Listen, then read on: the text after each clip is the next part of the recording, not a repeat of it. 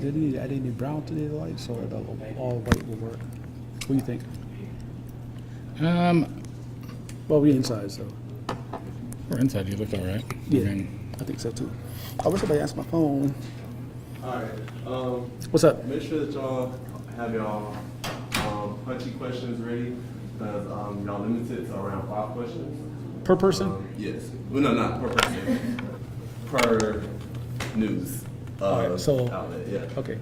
So, So pretty much everyone's gonna have one question. Derek, your audio's good. All right, check 1, 2, 3. 3, 2, 1. Yep. All right. Hold on for a second. I'm still trying to reach my peoples.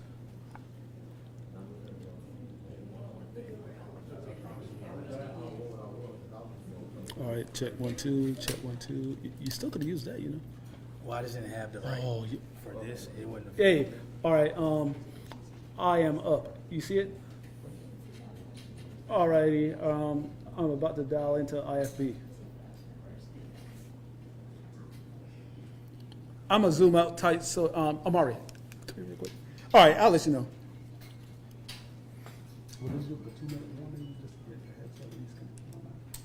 I can see.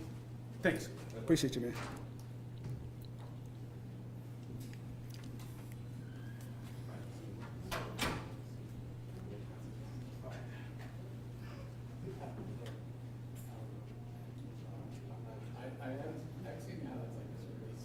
Like a 2-minute warning. All right.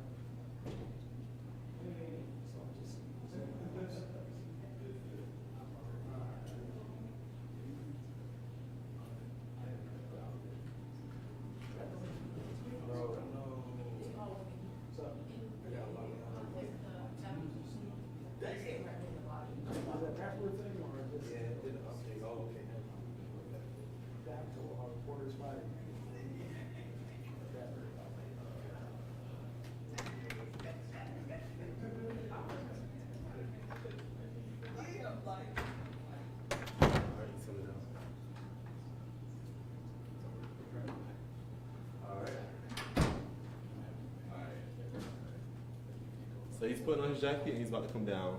All right. So that's considered my 2-minute one. Yep. All right. Thanks a lot. No problem. So where is that truck right now? It's over 5. I mean, go downhill. You know, I can just then start going uphill.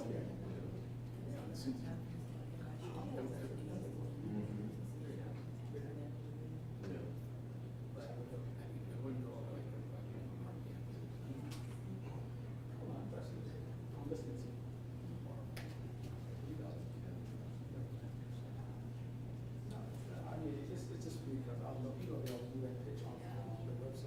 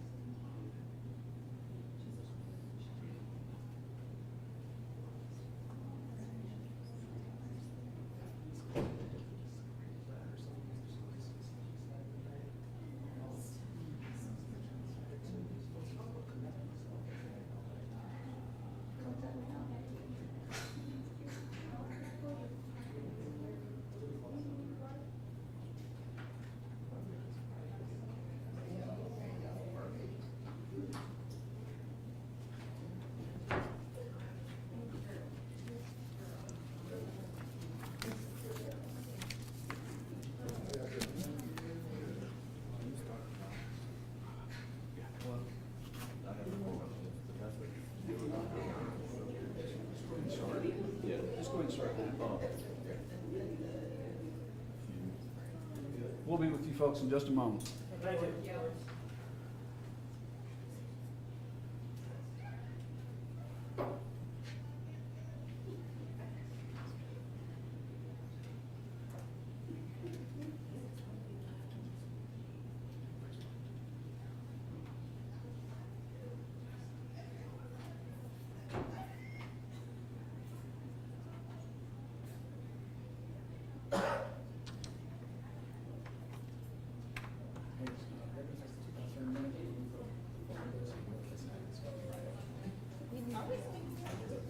You're fine.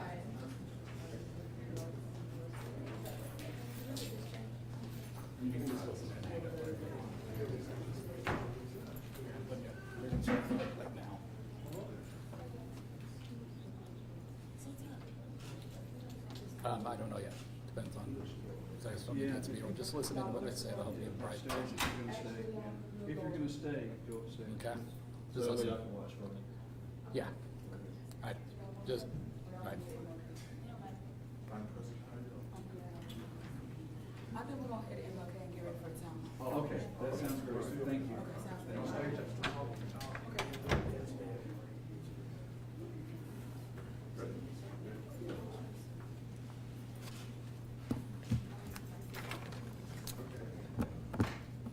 All right.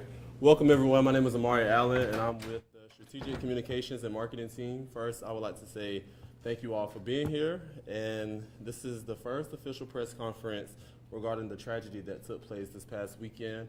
And now it's my time to introduce the 13th President, Alexander Conyers, and Vice President of Finance and Administration, Dr. Gerald Smalls.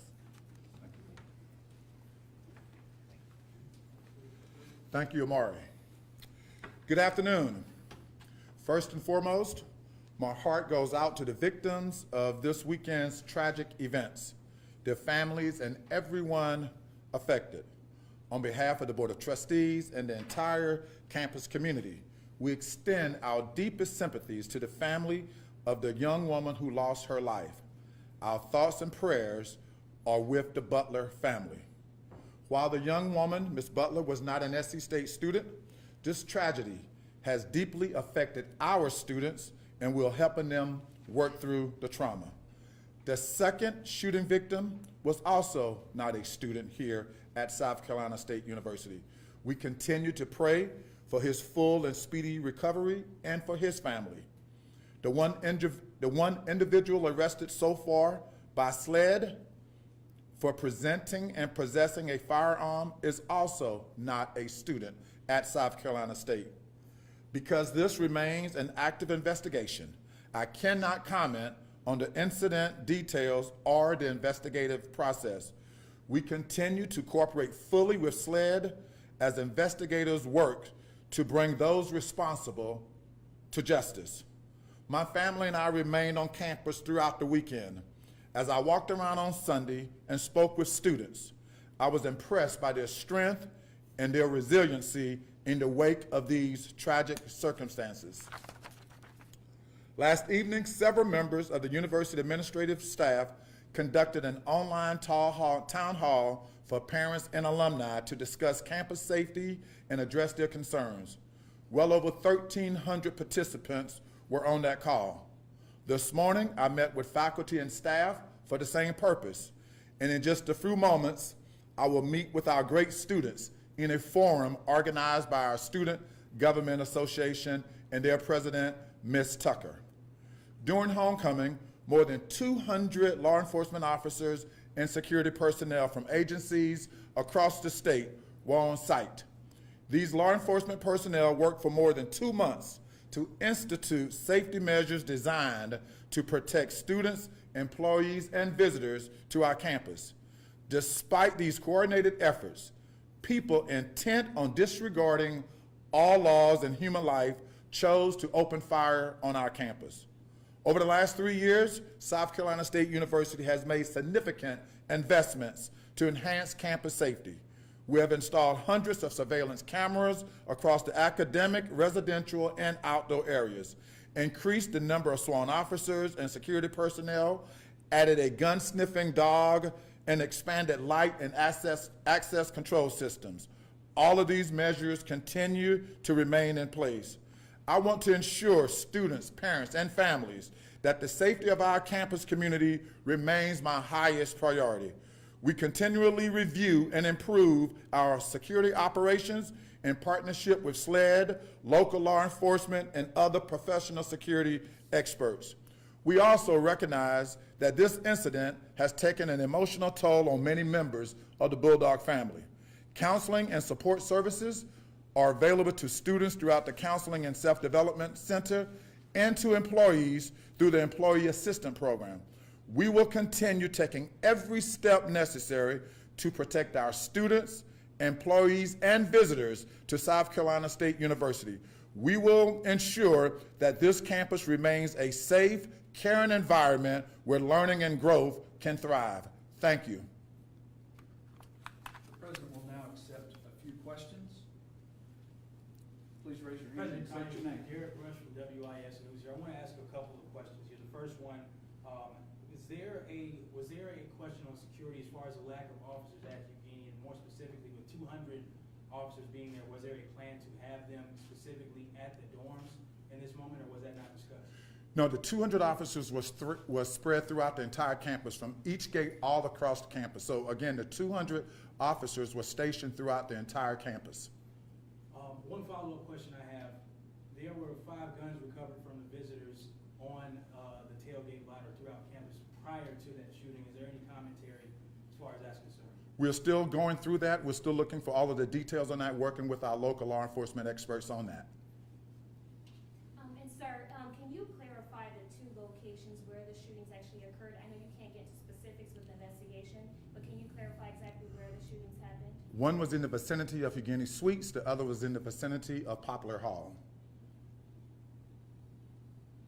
President Conyers, one follow-up question for me, as it pertains to the Chief of Public Safety's comments last month before the General Assembly about the need for more officers on campus, and then following this situation, how do we plan to kind of address that as he went before the state legislature asking those questions? Sure. The comments made last month by Chief Johnson pertain to the daily challenges that nearly every law enforcement agency experienced.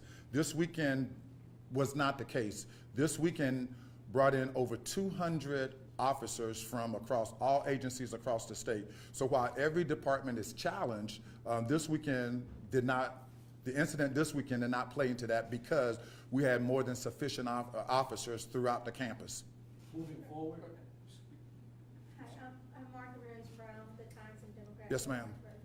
I was on the call, or the town hall that you had last night, and you mentioned that there are some improvements that will be made, including putting a substation at Eugenie Suites. Would you talk about that a little bit, please? Sure, yes, ma'am. In reviewing the incidents on the campus for the past decade or so, I've come to the conclusion that, we have most of our major incidents happen in the vicinity of Eugenie Suites, and that's because it's a 750-bed sprawling complex.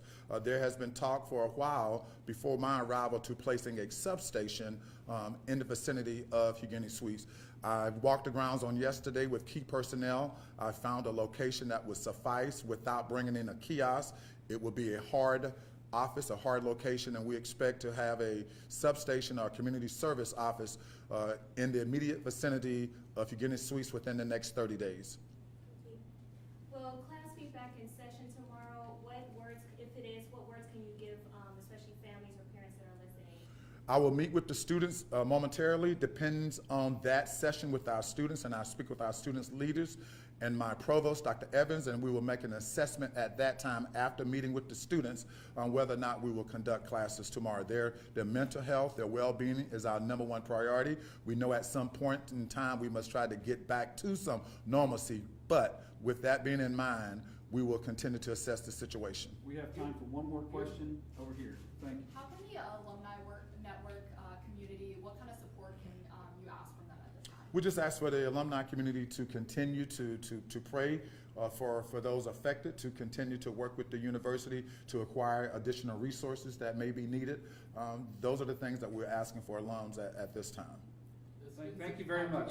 Thank you very much. Thank you. The press conference has concluded. Thank you very much. Thank you. Thank you.